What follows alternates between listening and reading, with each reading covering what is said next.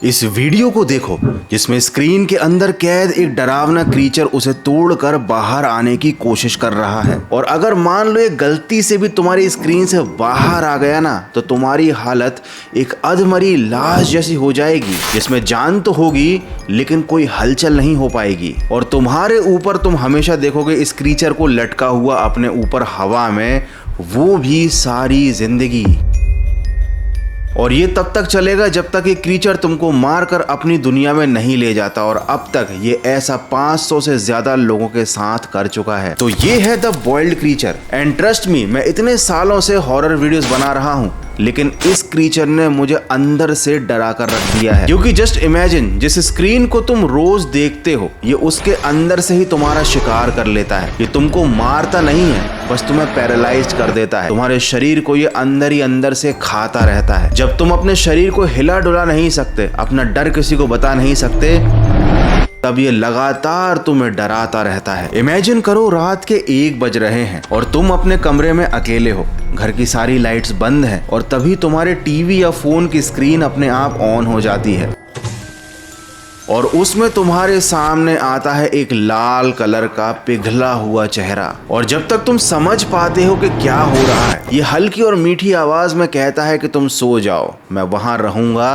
तुम्हारे ऊपर, तुम पर नजर रखूंगा। और जब तुम सोकर उठोगे, तुम्हारी आंख खोलेगी तो तुम अपने शरीर को नहीं हिला पाओगे। एंड इसकी बातें तो डरावनी है ही, लेकिन साथ ही साथ इसका चेहरा भी इतना ज्यादा डरावना है कि अगर तुमने एक बार इसको देख लिया तो ये तुम्हारे जहन से जाएगा नहीं, ये तुम्हारे दिमाग में हमेशा हमेशा के लिए छप जाएगा। तो समझ ही गए होंगे कि आज हम बात करने वाले हैं डॉक्टर नोवेयर के द्वारा बनाए गए क्रीचर द बॉइल्ड वन के बारे में, जिसके लिए हम जाएंगे यूट्यूब के ऐसे डार्क कॉर्नर्स पर जहां पर ये क्रीचर रहते हैं। तो हो जाओ तैयार चलने के लिए एनालॉग हॉरर की एक और डरावनी दुनिया में, आज के स्पेशल फाड़ू वीडियो में।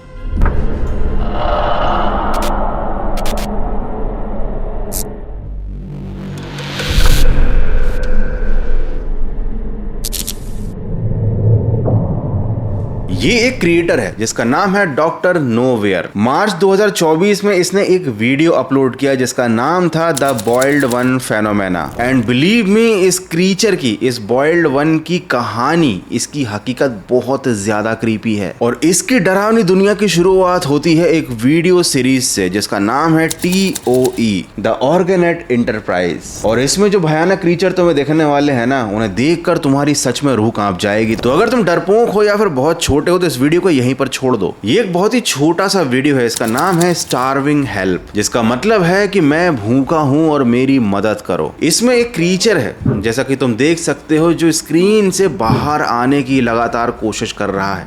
ये तुम्हारे मॉनिटर पर अंदर से टक्कर मार रहा है, उसकी स्क्रीन को तोड़कर बाहर आने की कोशिश कर रहा है। ये कुछ बोल नहीं रहा, बस अजीब सी आवाजें निकाल रहा है, जैसे कि कोई भूखा जानवर तड़प रहा हो। लेकिन ये तो सिर्फ शुरुआत है, क्योंकि अब आता है इसी सीरीज का दूसरा वीडियो जिसका नाम है लव थंपर। तो इसमें जो तुम क्रीचर देख रहे हो ना, इसका नाम है द लॉक्टस। तो आओ देखते हैं कि भाई लॉक्टस आखिर क्या कह रहा है इस वीडियो में। Hello. बंदा बोल रहा है हेलो, क्या बोल रहा है, अजीब सी आवाज है इसकी ना। What do you want? What do you want? What do you want? लड़का पूछ रहा है what you want, और ये मॉन्स्टर पता नहीं अजीब सी आवाज में क्या बोल रहा है। Please go away. तो भाई जो बंदा है इस साइड, वो कह रहा है प्लीज गो अवे, जाओ यहाँ से। भाई वो स्क्रीन तोड़ने की कोशिश कर रहा है, जैसे कि उसने फर्स्ट वीडियो में किया था। तोड़ दी, स्क्रीन तोड़ दी भाई। अच्छा, ये लड़का छुप गया कहीं पे जाके, और अब उसके कमरे में एंट्री हो रही है हमारे लॉक्टस भाई की। कुछ ज़्यादा ही अजीब और क्रीपी है ना इसके। ओहो भाई साहब, क्या चेहरा है। इतनी फेयर एंड लवली नहीं लगानी चाहिए कि आप डराव नहीं दिखने लग जाओ। ओ भाई, क्या होने वाला है। ओए माँ, डर लग रहा है भाई, डर लग रहा है मुझको डर लग रहा है सच में। बस कोई जंप स्केयर नहीं आना चाहिए, आ गया। The body appeared untouched. अब लास्ट में लिखा आता है द बॉडी अपीयर्स अनटच्ड, मतलब आदमी को तो निपटा दिया गया है लेकिन ऐसा लग रहा है जैसे कि इसकी बॉडी को किसी ने टच तक नहीं किया है। इसका मतलब उसका शरीर बाहर से एकदम साफ था but everything inside was gone, क्योंकि ये क्रीचर अंदर से इंसान को खोखला कर देता है। ये थम्पर या कहें लॉक्टस इंसान का शरीर नहीं खाता, उसके अंदर की चीजें जैसे उसका दिल उसकी रूह निकाल लेता है, उसके शरीर को अनटच्ड छोड़ देता है और उसके बाद इस बचे हुए शरीर का ये इस्तेमाल भी करता है कभी कभी अपने नए शिकार को ढूंढने के लिए, जैसा कि इसने तीसरे वीडियो में किया है। स्क्रीन में कुछ फ्लिक कर रहा है, एक पेंटिंग है the time to rise and shine. ये एक पुराने ज़माने का कंप्यूटर है भाई, हमारे ज़माने का कंप्यूटर है। गुड चिल्ड्रंस आर अप, ठीक है, अच्छे बच्चे उठ गए हैं। गुड चिल्ड्रन प्ले, प्ले में ये भाई अजीब सी क्या डिवाइस बनी हुई है और ये डरावनी सी पेंटिंग क्या है ये भाई।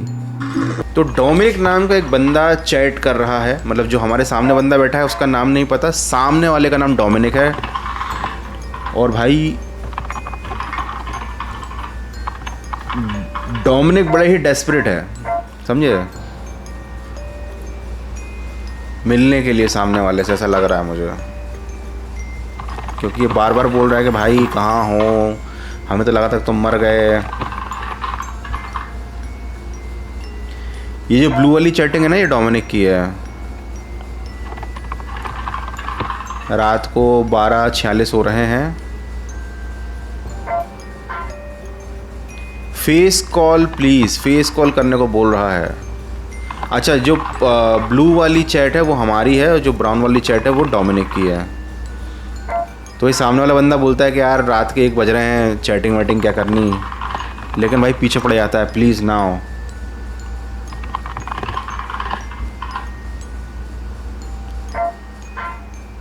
ओके यस टॉक फेस, अजीब सी बात कर रहा है भाई ये।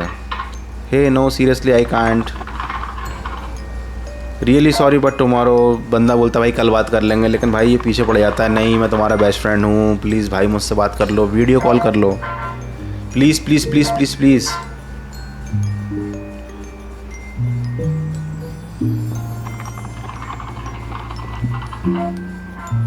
प्लीज़ प्लीज़ प्लीज़, अबे क्या पागल हो गया क्या।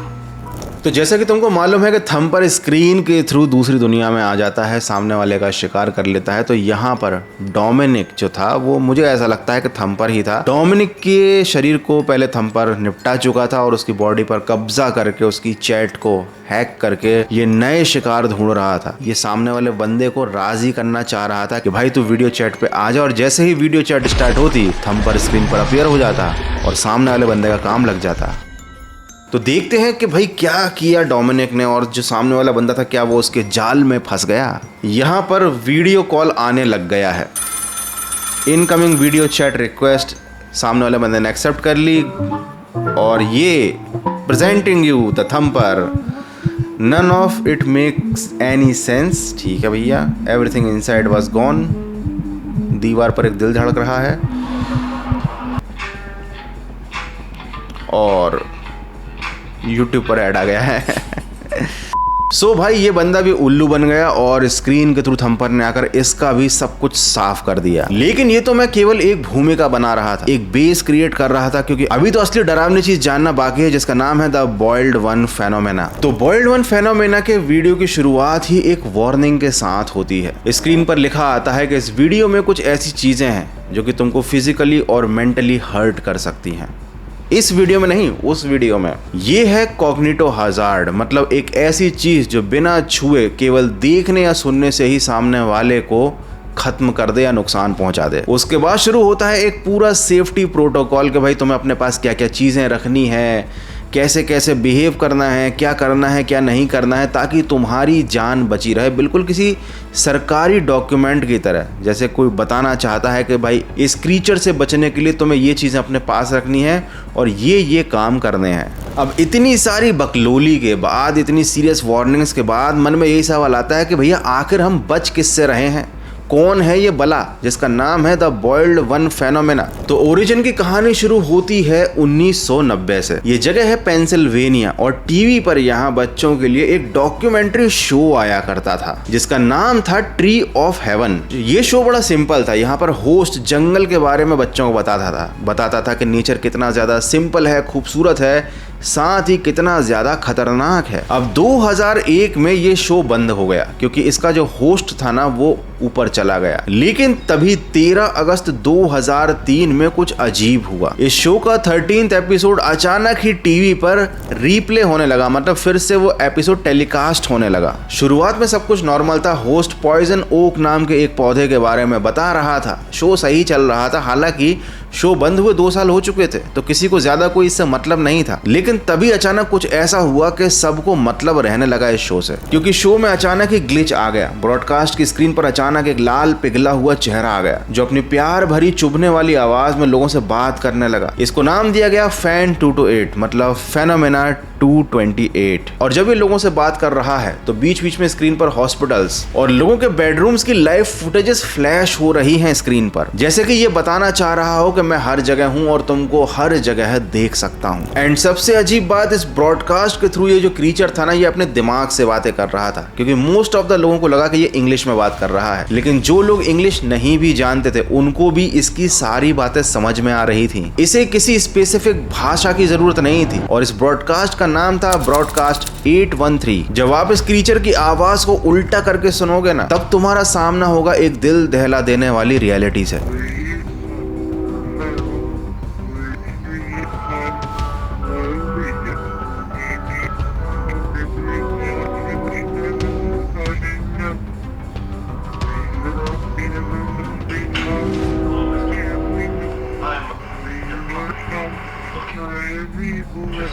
तो बेसिकली ये क्रीचर कहता है कि मैं तुमको देखूंगा और देखता रहूंगा और तुम अपने शरीर को नहीं हिला पाओगे जिंदगी भर, तुम बस मुझे देखोगे मरते दम तक। ये जो ब्रॉडकास्ट था ये पेंसिल्वेनिया के करीब 530 लोगों ने देखा और उसके बाद जो हुआ ना वो किसी नाइटमेयर से कम नहीं था। ये 530 लोग इस अजीब से लाल रंग के उबले हुए चेहरे को अपने दिमाग से निकाल ही नहीं पा रहे थे। उन्हें कई कई दिन तक उसकी आवाज सुनाई दे रही थी जो लगातार उनके कानों में गूंज रही थी। कोई शख्स कह रहा था कि ये चेहरा उसके दिमाग में रह रहा है, कोई क्लेम कर रहा था कि ये अंदर ही अंदर मेरी रीढ़ की हड्डी को खा रहा है। लोग बहुत अजीब अजीब से क्लेम कर रहे थे और उसके बाद होती है एक ऐसी घटना जो इंटरनेट पर बनाई नहीं गई थी, जो एक्चुअली में हुई थी। तो बेसिकली जब गवर्नमेंट की एक सीक्रेट ब्रांच को इस ब्रॉडकास्ट के बारे में पता चला तो उन लोगों ने डिसाइड किया कि इस एनामोली को फैलने नहीं दिया जा सकता, इसे किसी भी कीमत पर रोकना पड़ेगा। तो उन्होंने तुरंत ही पेंसिल्वेनिया और उसके आसपास के इलाकों की पावर ग्रिड को बंद कर दिया, क्योंकि वो जानते थे कि ये जो क्रीचर है ये स्क्रीन के थ्रू बाहर आता है और यहाँ से ही ये शिकार करता है। अब देखो ये जो वीडियो अपन देख रहे हैं ना ये असली घटना को बड़ी चालाकी से अपनी कहानी के साथ जोड़ रहा है। बात है 14 अगस्त की। साल था 2003। अमेरिका में सच में एक बहुत बड़ा ब्लैकआउट हुआ था जिसे the great north east blackout of 2003 कहते हैं। इसमें न्यूयॉर्क, न्यू जर्सी, ओहायो और कनाडा के कुछ हिस्सों के करीब 5 करोड़ लोगों के घरों की बिजली गई थी और कई घरों में तो कई दिनों तक ये बिजली वापस नहीं आई थी। अब ये ब्लैकआउट तो रियल में हुआ था, लेकिन अकॉर्डिंग टू दिस वीडियो इस ब्लैकआउट का रीजन कोई टेक्निकल फॉल्ट नहीं था, बल्कि इसका एक पर्पस था, बॉइल्ड वन क्रीचर को या बॉइल्ड वन फेनोमेना को मिटा देना। लेकिन इस मामूली से ब्रॉडकास्ट में इतना भी क्या डरावना था, आओ जानते हैं चैप्टर 2 में। ब्लैकआउट के बाद ये फेनोमेना पूरी तरह से खत्म सा हो गया था, ऐसा गवर्नमेंट को लग रहा था। लेकिन ब्रॉडकास्ट के करीब 12 दिन बाद पेंसिल्वेनिया में 509 लोग एक बहुत ही रेयर कंडीशन के शिकार हो गए। उन्हें एक लॉक्ड इन सिंड्रोम नाम की बीमारी हो गई, जिसमें इंसान पूरी तरह से होश में तो होता है, सब कुछ देख सकता है, सुन सकता है, सोचता है, महसूस करता है, लेकिन अपने शरीर का कोई भी हिस्सा हिला नहीं पाता। वो सिर्फ अपनी आंखें ऊपर नीचे कर सकता है, पलकें झपका सकता है। तुम इमेजिन करो कि तुम अपने शरीर का कोई भी हिस्सा हिला नहीं सकते, बस सब महसूस कर सकते हो, सब सुन सकते हो, लेकिन तुम्हारा शरीर पड़ा रहेगा एक बिस्तर पर एक मुर्दे की तरह। ये एक पैरालिसिस जैसी सिचुएशन है, लेकिन बहुत ही ज्यादा स्कैरी। तुम बिस्तर पर पड़े पड़े सिर्फ अपनी छत को घूर सकते हो। और ये जितने भी लोग पैरालाइज्ड हुए थे ना, इन सब ने वो ब्रॉडकास्ट देखा था और इन सभी लोगों ने पैरालिसिस में जाने से पहले ये क्लेम किया था कि कोई ना कोई क्रीचर जो है इनके शरीर में घुस चुका है, इनकी रीढ़ की हड्डी को खा रहा है, इनके नर्वस सिस्टम को डैमेज कर रहा है। शुरू में तो लोगों ने इन सब क्लेम्स पर ध्यान नहीं दिया, सबको लगा कि लोग ठीक है पॉपुलैरिटी के लिए बकवास कर रहे होंगे, लेकिन 12 दिन बाद इस फेनोमेना ने अपना कमाल दिखा दिया। वो 509 लोग पैरालाइज्ड हो गए। अमेरिका में जब ये इंसिडेंट्स हुए तो अमेरिका की सरकार ने पता लगा लिया कि इस मिस्टीरियस क्रिएचर का हाथ है इन सारी घटनाओं के पीछे, जो स्क्रीन्स के जरिए उन पर अटैक करता है। लेकिन अब इस क्रीचर के बारे में कैसे पता लगाया जाए, ऐसे लोगों से कैसे बात की जाए जो बेचारे बोल ही नहीं सकते। तो इसका सोल्यूशन निकाला गया, मोर्स कोड, जिसमें लोग पलक झपका कर बाइनरी कोड जनरेट करते हैं और अपनी बात कह सकते हैं। अगर तुम्हें नहीं पता मोर्स कोड के बारे में, तो इसमें हम पलक झपका कर, लाइट को बंद करके चालू करके एक स्पेसिफिक पैटर्न्स के थ्रू अपना सिग्नल भेज सकते हैं, जैसे सामने वाला डिकोड करके हमारी बात समझ सकता है। अब यहाँ से एंट्री होती है कहानी के सबसे ज्यादा इंपॉर्टेंट किरदार की, एक बूढ़े यूएस सोल्जर की, जिसका नाम था जॉब जैम पेरिनी। ये बंदा इंपॉर्टेंट इसलिए है क्योंकि ये सेना में काम कर चुका था और ये मोर्स कोड में एक्सपर्ट था। तो इससे अब पूछना चालू किया गया, इससे इंटेरोगेशन चालू किया गया। एक दिन उसके ग्रैंडसन ने उसके घर के पीछे एक फोटो ली। उस फोटो में देखा फैन 228, जो उसके छोटे से बच्चों वाले प्ले हाउस के बगल में खड़ा हुआ था, लेकिन इतना बड़ा था कि प्ले हाउस उसके सामने खिलौना लग रहा था। जॉब के घर वालों को लगा कि उसके घर में कोई अनहोली चीज आ गई है, कोई डेविल आ गया है, लेकिन उनको बिल्कुल अंदाजा नहीं था कि उसी क्रीचर की वजह से जॉब पैरालाइज्ड है। अब गोमेज नाम का बंदा यहाँ पर इंटरव्यू ले रहा था और इंटरव्यू में कुछ डरावनी बात सामने आई। Do you mind if I ask you a few questions regarding your condition and possibly unholiness within your home that your family had mentioned? Job ने क्लियरली बताया कि उसने पैरालिसिस में जाने से पहले टीवी पर एक चेहरा देखा था और वो चेहरा कभी गया ही नहीं। वो चेहरा अभी भी उसके सामने है, ऊपर छत पर वो देख रहा है, लगातार उसको डराने की कोशिश कर रहा है। और जब भी जॉब रात में सोने की कोशिश करता है तो उसे हजारों लोगों की चीख एक साथ सुनाई देती है और वो धीरे धीरे अपना आपा खो रहा है, बोले तो क्रेजी हो रहा है। अब यहाँ से इस कहानी का एक अजीब पार्ट आता है जो इस कहानी को एक नई गहराई देता है। ये जो फैन 228 है ना, ये एक अजीब सी अपोलिप्टिक, मतलब कहें तो प्रलय वाली भविष्यवाणी करता है जापानीज लैंग्वेज में। जब उसे ट्रांसलेट करते हैं तो उसका ये मतलब निकलता है, fear the one and only veritable bird. अब ये क्या बला है, ये वेटनेबल कौन है? ये था एक जापानीज वॉर क्रिमिनल। ये एक प्रिजन वॉर कैंप में गार्ड का काम करता था और जो भी बदतमीजी करता था ना, ये उसको इतनी बेरहमी से पीटता था कि वो इस दुनिया को ही छोड़ देता था। उसके मुंह से झाग निकलने लगते थे। अमेरिका ने उसे 40 सबसे वांटेड वॉर क्रिमिनल्स में 23वें नंबर पर रखा था, लेकिन वो कभी किसी की पकड़ में नहीं आया क्योंकि वो सालों तक पहाड़ों में छुपा रहा और अमेरिकन आर्मी को चकमा देता रहा। अब जिस जेल में वेटनेबल काम करता था ना, उसी में एक कैदी था जिसका नाम था लुइस जैम पेरिनी। ये एक अमेरिकन ओलंपिक रनर था और वेटनेबल इससे कुछ ज्यादा ही नफरत करता था। इसे वो नंबर 1 कैदी बोलता था और बहुत परेशान करता था, बहुत मारता था। अब वेटनेबल की मौत हुई साल 2003 में 1 अप्रैल के दिन। ये वही साल था जब ये फिक्शनल ब्रॉडकास्ट हुआ था। तो अब इस कहानी का उस यूट्यूब के वीडियो से क्या लेना देना है? लेने देना यह है कि डॉक्टर नोवेयर ने खुद बताया था कि ये जो द वाइल्ड वन है, ये जो तिकोना सा लाल चेहरा है, ये वेटनेबल से इंस्पायर्ड था। ये उसी वॉर क्रिमिनल को रिप्रेजेंट करने के लिए बनाया गया था। ये कोई रैंडम मॉन्स्टर नहीं है,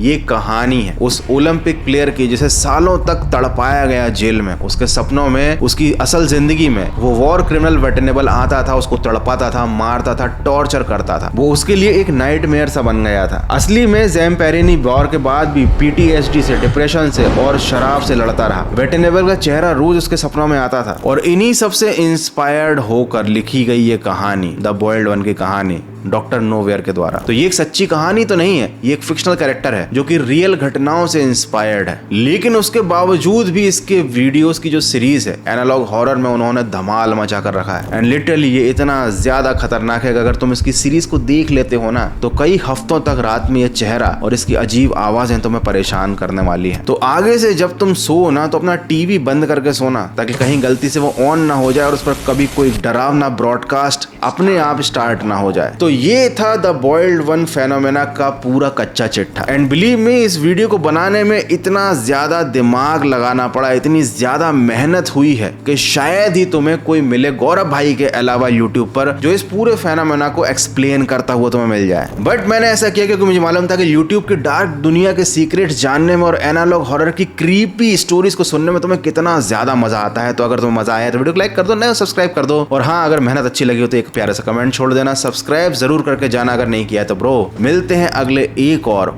फाड़ू वीडियो में।